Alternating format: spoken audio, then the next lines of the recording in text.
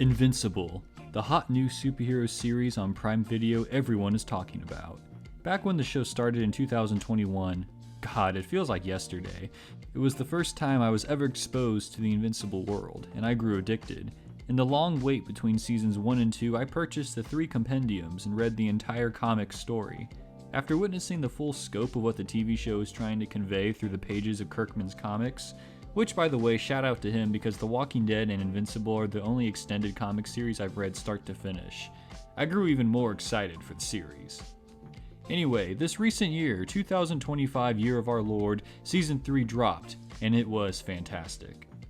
Season 3 had a 3-episode premiere, which unfortunately meant we only had 5 other weeks of Invincible Thursdays instead of the 7 we normally would. But man, those first 3 really set the mood, especially the episode where Mark and Cecil come to odds. I tell you what, I'm Team Cecil all the way. You only have one Earth, and you have billions of lives at stake, so you gotta do whatever is necessary to protect it, including working with the bad guys occasionally. I also agree completely with Cecil on why he put a device in Mark's head.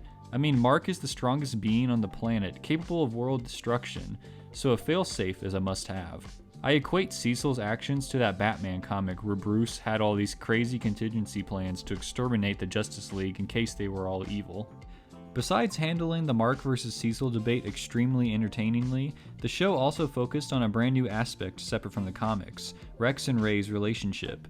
Now for comic readers, you are well aware this is not a thing in the source material. Hell, Ray is a man in the comics and just for real died when the Lizard League attacked. But in the show, it's completely different, and now we have a fun ship between the 2 B-listers, which makes Rex's death even more sad. Now for me, Rex's death in the books was meaningless, and for what I can say in the show, it was a bit sad. The build-up to it I thought wasn't exactly tense or grand, he just sorta dies, and we get a small funeral scene the next episode.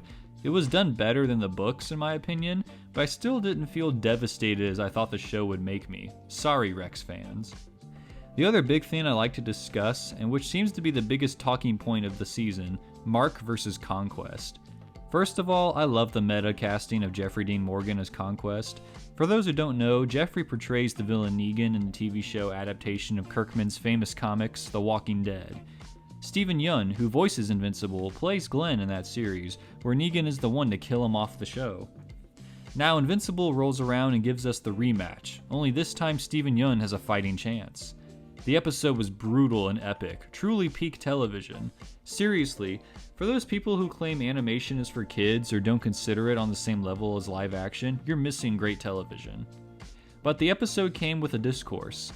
Fans the entire season complained that a show this epic is worthy of a higher budget per episode, which is evident given the finale.